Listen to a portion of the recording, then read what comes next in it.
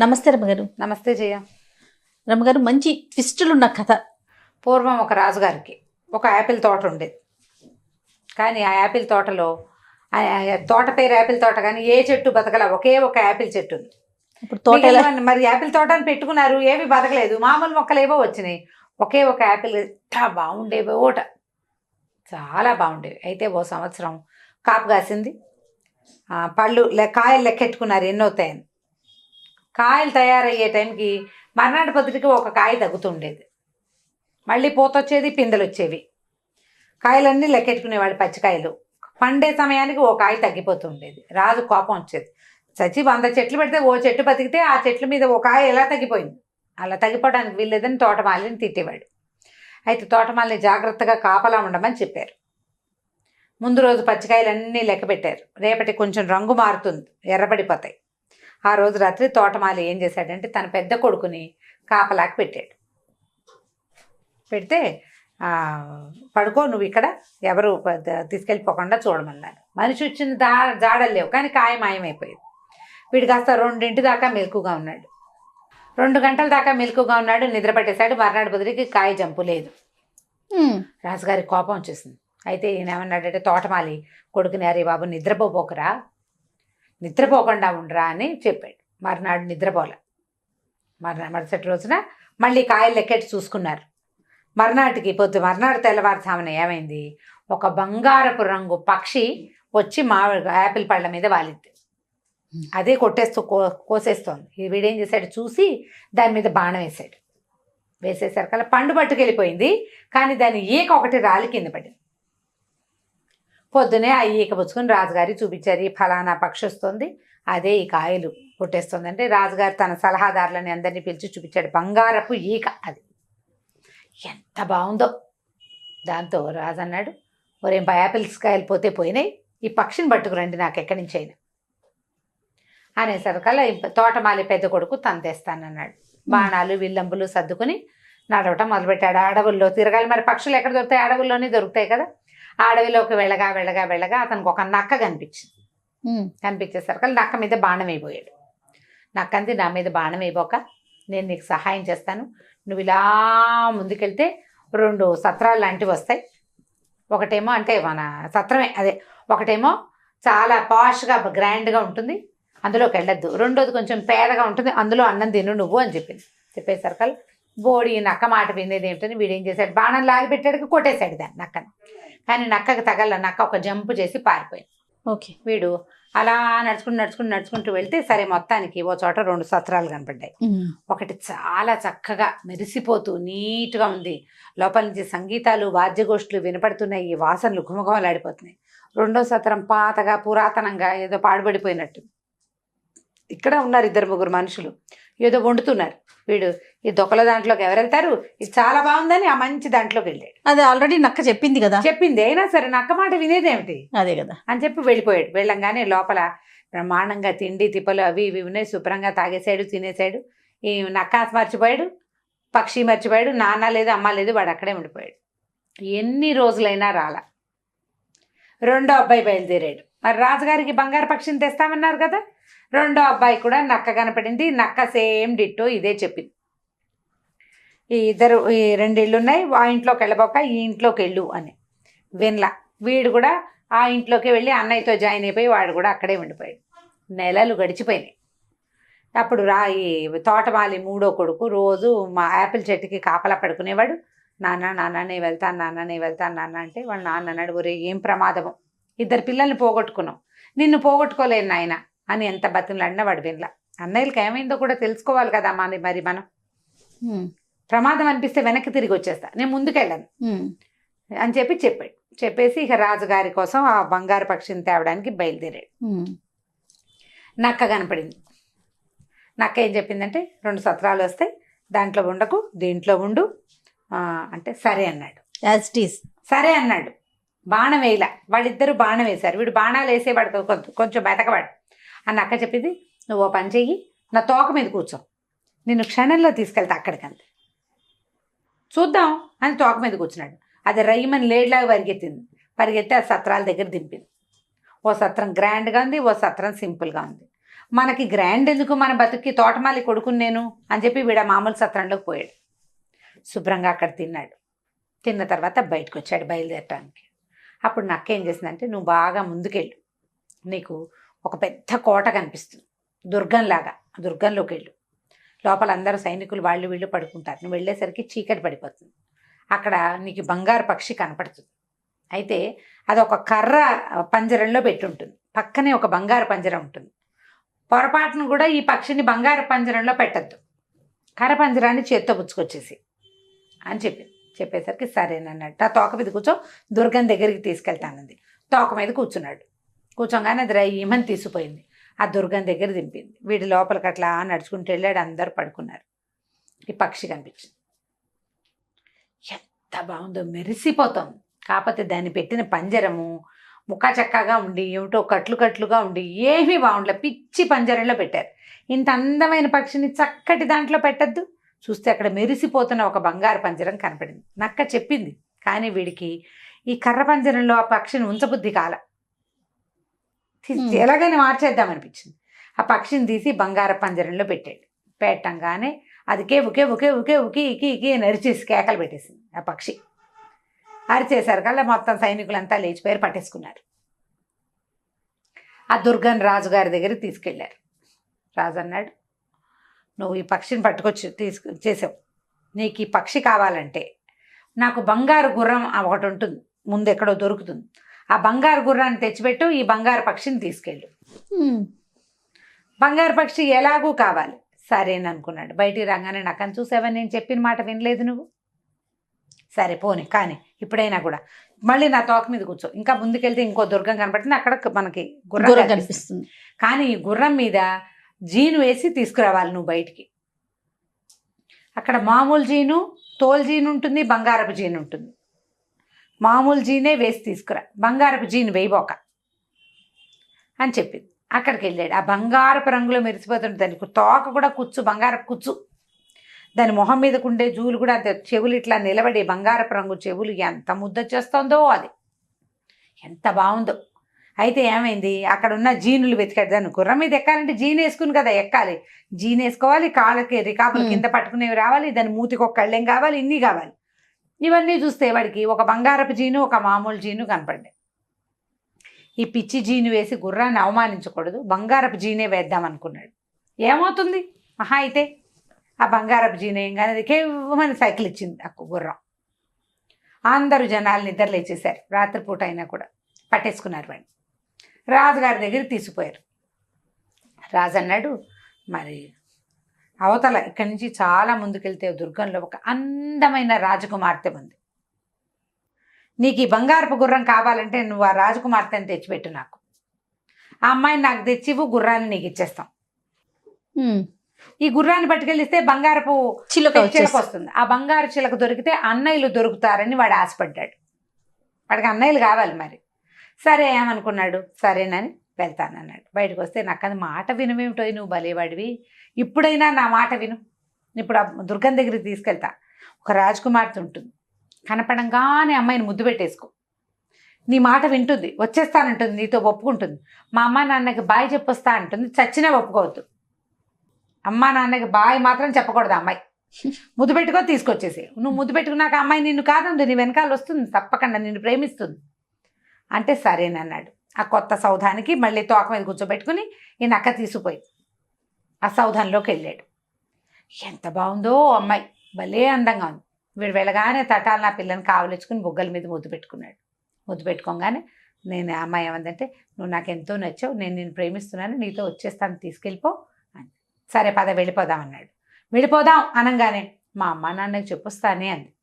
మీ అమ్మ నాన్నకి చెప్పొద్దన్నాడు వీడు. అక్కర్లేదు వెళ్ళిపోదాం అన్నాడు. ఏ అమ్మాయి ఏడవటం మొదలుపెట్టింది. అయినా సరే ఒప్పుకోలే వాడు, ఏమైనా సరే అన్నాడు. ఆ పిల్ల ఇంకా లవలవా ఏడ్చేసి లాగినా కూడా లాక్కండి అక్కడే నిలబడి ఏడుస్తుంది. ఇంత ఏడిపిస్తే ఎట్లా పాపం అమ్మాయిని, సరే పోన్లే వాళ్ళ అమ్మ నాన్నకి చెప్పొస్తుందని వదిలిపెట్టాడు. వదిలేసరికల్లా ఇది వెళ్ళి వాళ్ళ నాన్నకి చెప్పగానే వాళ్ళ నాన్న అన్నాడు, ఎవరెవరా వాడెవరితోటో వెళ్ళిపోతావా అని వాడిని పట్టేయండి రా వాడిని అన్నారు. వాడిని కాస్త పట్టేసుకున్నారు. అయ్యో నక్క చెప్పిన మాట వినకపోతేనే దీన్ని అనవసరంగా వదిలిపెట్టాను, దీని కన్నీళ్ళలో కరిగి ప్రవహించి అది వెళ్ళిపోయి ఈ పని చేశాను, ఇప్పుడు ఏం చెయ్యాలి అని ఆలోచించుకున్నాడు. ఈ లోపల రాజు అన్నాడు, నా కిటికీ ఎదురుగుండా నీకు ఈ అమ్మాయి కావాలంటే నేను కిటికీ ఎదురుగుండా ఒక కొండ అడ్డం వస్తుంది నాకు. నేను ఎంత బయటకు చూద్దామంటే ఆ కొండ అంతా అడ్డం వచ్చి కనపట్టాల. కొండ తవ్వే తెల్లారేసరికల్లా తవ్వేస్తే ఈ అమ్మాయిని నీకు ఇస్తానన్నాడు. సరే తవ్వుతానన్నాడు. తెల్లారేసరికి ఆ కొండ దగ్గరికి వెళ్ళాడు. నాకు వచ్చింది, నేను చెప్పా కదరా నాయన ముందే నీకు, సరే పోన్లే నీ బదులు నేను పని చేస్తాను, నువ్వు పోయి మా రాజకుమార్తె దగ్గర పడుకో, వెళ్ళిపో, లోపలికి వెళ్ళిపో, రేపు పొద్దుటికి సరిపోతుందని తెల్లవారేసరికి మొత్తం కొండంతా తవ్వే అవతల బారేసేసింది అన్నక్క. తవ్వేసేసరికి అలా వాళ్ళు ఏం చేశారు, తవ్వేశాడు కదా మరి ఒప్పుకున్నారు కదా, రాజకుమార్తెని ఇచ్చేశారు. రాజకుమార్తెని తీసుకుని బయటకు వచ్చాడు. బయటకు వస్తే నక్క ఏం చెప్పిందంటే, నువ్వు మంచివాడి పోయి నువ్వు ఓ పని చేద్దాం, నువ్వు రాజకుమార్తెతో పాటు గుర్రాన్ని పక్షిని కూడా నువ్వే తీసుకెళ్ళిపోదు కానీ నువ్వేం చేస్తావంటే రాజకుమార్తెని తీసుకెళ్ళి చూపిస్తావు వాళ్ళకి, వాళ్ళు నీకు గుర్రాన్ని ఇస్తారు. నువ్వు గుర్రం బాగా నడుస్తుందో లేదో చూస్తానని గుర్రం ఎక్కువ, అమ్మాయిని ఒక లాగి ఎక్కి మీద కూర్చోబెట్టి తీసుకో, పారిపోయి బయటికి. ఇక అక్కడ అందద్దు, గుర్రం ఎక్కేవా నిన్నెవరూ పట్టుకోలేరు, కింద నుంచి పరిశీలించద్దు, ఎక్కేకే పరిశీలించాలి నువ్వు అనేసరికి వీడు మళ్ళీ వెనక్కి వెళ్ళాడు. ఆ ముందు బంగారపు గుర్రం ఆస్థానం ఉందిగా, అక్కడికి వెళ్ళాడు. వెళ్ళి రాజకుమార్తెని చూపించాడు. వాళ్ళు ఆశ్చర్యపోయారు, అబ్బాయి ఎంత అందగత్తే అన్నారు. సరే మరి గుర్రం ఇస్తాన్నారు కదా ఇవ్వండి అన్నాడు. గుర్రం రాగానే టెస్ట్ చేస్తానన్నాడు. వాళ్ళు అన్నారు ఎక్కకుండా దీని చుట్టూతా తిరిగి పరీక్షించమన్నారు. వాడు ఒప్పుకోలే. ఎక్కితే కదా గుర్రం సంగతి ఎలా తెలుస్తుంది, పరిగెడుతుందో లేదో, ఒక టెస్ట్ డ్రైవ్ లాగా చేస్తాను, అది అసలు ఒకళ్ళని మోయగలుగుతుందో ఇద్దరిని మోయగలుగుతుందో నాకు తెలియద్దు అని చెప్పి గుర్రం ఎక్కి కూర్చోగానే అది రెడీ అయిపోయింది. వెంటనే ఈ అబ్బాయి ఏం చేశాడు, ఈ అమ్మాయిని ఒక లాగి తన వెనకాల కూర్చోబెట్టేసుకున్నాడు. పరుగు ఉడాయించేశాడు. అక్కడి నుంచి పరిగెత్తుకుంటూ బయటకు వచ్చేసాడు. నక్క మళ్ళీ కనిపించింది. నక్క ఏం చెప్పిందంటే, మనం ఇప్పుడు గుర్రాన్ని తెచ్చావా, గుర్రాన్ని అప్పచెప్పి వాళ్ళు పక్షిని ఇస్తారు, నేను రాజకుమార్తె గుర్రము బయటే ఉంటాం, రాజకుమార్తె బయటే ఉంటాయి, వాళ్ళు వచ్చి గుర్రాన్ని చూసి నీకు పక్షిని ఇస్తారు, ఆ పక్షిని చేత్తో పుచ్చుకుని మళ్ళీ గుర్రం ఎక్కేసి పారిపోదాం మనం, పక్షిని కూడా వాళ్ళకి అదే గుర్రాన్ని కూడా వాళ్ళకి వదిలిపెట్టద్దని. సరే బాగానే ఉంది. ఈసారి అక్కడికి వెళ్ళాడు, వాళ్ళకి గుర్రాన్ని చూపించాడు. గుర్రాన్ని చూశారు వాళ్ళు, చాలా బాగుంది అనుకున్నారు. మరి బంగారు పక్షిని ఇవ్వండి నాకు అన్నాడు.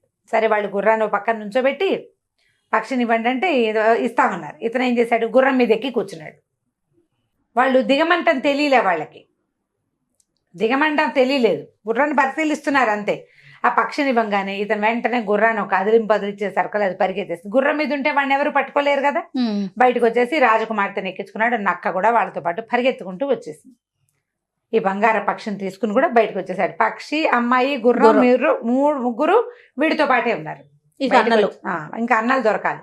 బయటకు వచ్చాక నక్క ఏమడిందంటే, నాకు ఒక్క ఉపకారం చేస్తావా, నన్ను చంపేసి నా మెడ నరికేసి నా కాళ్ళు నరికేసి అని అడిగింది.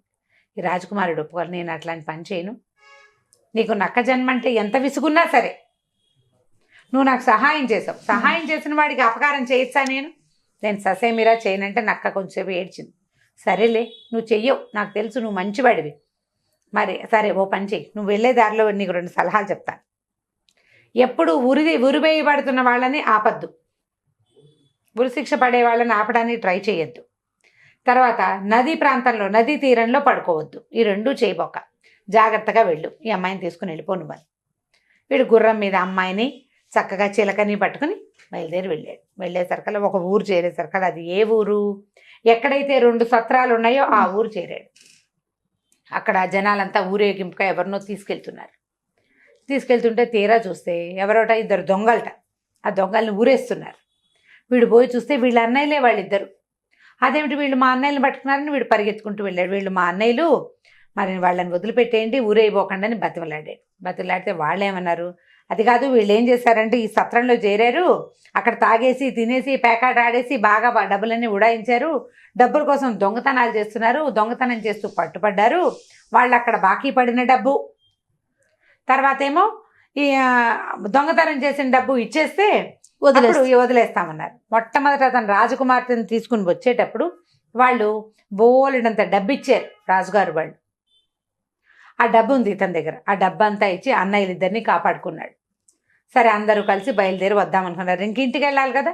అయితే ఏమైంది, మధ్యలో ఒక నది వచ్చింది, అక్కడి నుంచి ఒక నదీ తీరంలో ఉండాల్సి వచ్చింది. సరే ఏదో తిండి తెచ్చుకున్నారు, తిన్నారు. తిన్న తర్వాత ఈ పూట ఇక్కడ పడుకుని పొద్దున్నే లేచి వెళ్దామన్నారు. ఆ నదీ తీరంలో పడుకోగానే అన్నయ్యలు ఇద్దరు అనుకున్నారు, వీడు చిన్న వెధవా, వీడికేమో ఇప్పుడు అమ్మాయి, గుర్రం, చిలక అన్నీ వీడికే, మనకేమీ లేవు. మనకేమీ లేవు. రాజుగారు ఈ పక్షి తీసుకుంటే వాడికి బహుమతులు ఇస్తాడు, అవి కూడా వాడే ఉంచుకుంటాడు. వీడిని నీళ్ళలోకి దోసేసామంటే ఇది మనమే పక్షిని తీసుకెళ్ళి ఇచ్చేయచ్చు అని ఆ తమ్ముడిని కాస్త నీటిలో దోసేశారు. దోసేసి వెంటనే ఈ అమ్మాయిని గుర్రం ఎక్కించేసుకున్నారు, ఆ చిలకని ఆ పక్షిని కూడా పుచ్చుకుని తీసుకెళ్ళిపోయారు. కాకపోతే ఊరు చేరిపోయిన తర్వాత ఆ పక్షి పాటలు పాడడం మానేసింది, ఏమి తినేది కాదు, పాడేది కాదు. గుర్రం గడ్డి తినడం మానేసింది, రాజకుమార్తె ఊ ఊ ఊ ఊ అని ఏడిపోయి ముగ్గురు 3 రకాలుగా అయిపోయారు. పక్షిని చూస్తే బాగుంది, బంగార పక్షి, దాని ఈకే వీళ్ళకి దొరికింది. కానీ అది అంతకుముందు పాటలు పాడుతూ తిరుగుతూ ఉండేది, ఇప్పుడు రెక్కలు కూడా కదపట్ల, ఎలా కూర్చున్నది అలాగే కూర్చుని ఉంటుంది. గుర్రం గడ్డి తిందు, మక్క చిక్కిపోతుంది కదా, ఏమి తింటల్లా అది. ఈ అమ్మాయి ఏమో ఏడుస్తుంది. సరే రాజుగారు ఈ 3 వస్తువులు తన దగ్గర పెట్టుకున్నారు, వీళ్ళకి ఏవో బహుమతులు ఇచ్చాడు. ఇంతలో ఏమైంది, నీటిలో పడిపోయాడు కదా.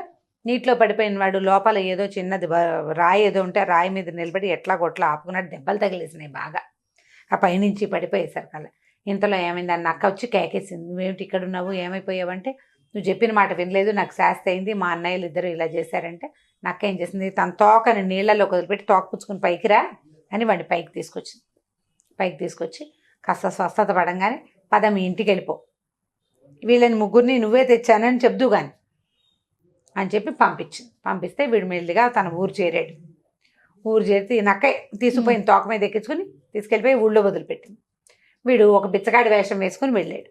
ఇతను ఊళ్ళోకి వెళ్ళంగానే రాజకుమార్తె ఏడవడం మానేసింది. ఆ బంగార పక్షికి అని సంగీతం పాడుతూ అటు ఇటు తిరుగుతూ పళ్ళు తింటోంది ఆపిల్ చెట్టు మీద. ఈ గుర్రం ఏమో హాయిగా గడ్డి మేస్తుంది, అటు ఇటు తోక ఆడిచ్చినప్పుడల్లా బంగారపు మెరుపులు మెరుస్తున్నాయి. అందరు ఆశ్చర్యపోయారు, నిన్నటి దాకా ఏమీ లేదు, ఇవాళ ఏమిటి సడన్గా వీటికి ఇది వచ్చింది అని. వీడి కుర్రాడు ఏం చేశాడు, ఊళ్ళోకి వెళ్ళిపోయి రాజుగారి దగ్గరికి వెళ్ళిపోయాడు. సరాసరి వెళ్ళిపోయి ఈ 3 వస్తువుల్ని తను ఎట్లా సాధించుకొచ్చాడో చెప్పాడు.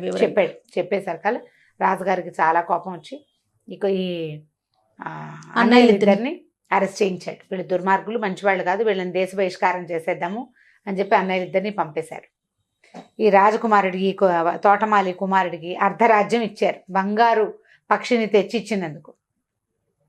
హాయిగా ఉంటున్నాడు వాడు, చాలా రోజులు ఉన్నాడు. ఆ అమ్మాయిని పెళ్లి చేసుకున్నాడు, ఆ గుర్రం మీద తిరిగేవాడు. ఆ పక్షి ఆ రాజ్యంలో అన్ని చోట్ల తిరుగుతుండేది, అది గుడ్లు పెట్టి బోళ్ళని పిల్లల్ని పెట్టింది. బంగార పక్షులు ఆ ఊరంతా తిరుగుతూ ఉండేవి, చాలా గ్రాండ్గా ఉండేది. చాలా కాలం తర్వాత ఒకనాడు ఇతను అడవిలోకి వెళ్ళాడు. వెళ్ళేసరికల్లా ఎప్పుడో ఎన్నాళ్ళకో పిల్లలు కూడా పుట్టేశాక ఒక ముసలి నక్క అతనికి కనిపించింది. కన్నీళ్ళు గారుస్తూ కూర్చున్నది ఒక చోట. అయ్యో నువ్వు నా మిత్రుడివి, నువ్వు నాకు ఎంతో సహాయం చేసావు కదా, నువ్వు ఎలా ఉన్నావు అని అడిగేసరికల్లా నేను నిన్న ఆ రోజు అడిగాను, నా మెడ నరికేసి కాళ్ళు నరికేయమని, నరికేయవా ప్లీజ్ అని అడిగింది. వీడికి చాలా కష్టం వేసింది, ఎందుకు నువ్వు ఎప్పుడు ఇలాగే అడుగుతున్నావు, అప్పుడు నేను చేయలేకపోయాను, సరే ఇప్పుడు చేస్తానని వరలో నుంచి కత్తి తీసి దాని మెడ నరికేసాడు. కాళ్ళు కూడా నరికేశాడు. కాళ్ళు మెడ నరకంగానే ఆ నక్క పడిపోయి ఒక కుర్రాడు లేచి నుంచున్నాడు. వాడు ఒక శాపం మంత్రం కట్టు వల్ల అలా నక్కగా మారిపోయాడు. మళ్ళీ ఆ కుర్రాడు ఎవరో కాదు, ఈ తోటమాలి కొడుకు పెళ్లి చేసుకున్న రాజకుమార్తె తాలూకు తమ్ముడు. ఓహో. ఈ అడవిలోకి వచ్చిన వీరాది వీరులు ఎవరైనా ఉంటే వాళ్ళని తీసుకెళ్ళి వాళ్ళకి ఇవన్నీ ఇప్పించి చివరికి నా శాపం విమోచనం చేసుకుందాం అనుకున్నాను. నేను ఎంత ట్రై చేసినా నువ్వు చేయలేదు, ఇంతకాలం నేను నక్కలాగా ఉండిపోయాను, కానీ నీ వల్ల నేను మళ్ళీ మామూలు మనిషి అయిపోయానని వీడిని కావలించుకున్నాడు. అక్కని చూసి తర్వాత తన రాజ్యానికి వెళ్ళిపోయి ఆ రాజ్యానికి రాజు అయిపోయాడు. సో నక్క, తోటమాలి కుమారుడు కలిసి ఒక బంగారు పక్షి, ఒక గుర్రం, ఒక రాజకుమార్తెని సాధించి చివరికి వాడికి శాప విమోచనం కూడా చేసుకున్నారు. కంచికి మనం ఇంటికి. సూపర్ స్టోరీ రమ్మ గారు. కాకపోతే సహజంగా మనం ప్రతి స్టోరీలో నక్కని విలనే అనుకుంటాం, కానీ ఇక్కడ చూడండి చక్కగా భలే హెల్ప్ చేసింది హీరో అన్నమాట. అదే రైట్ రమ్మ గారు, నమస్తే. నమస్తే జయ.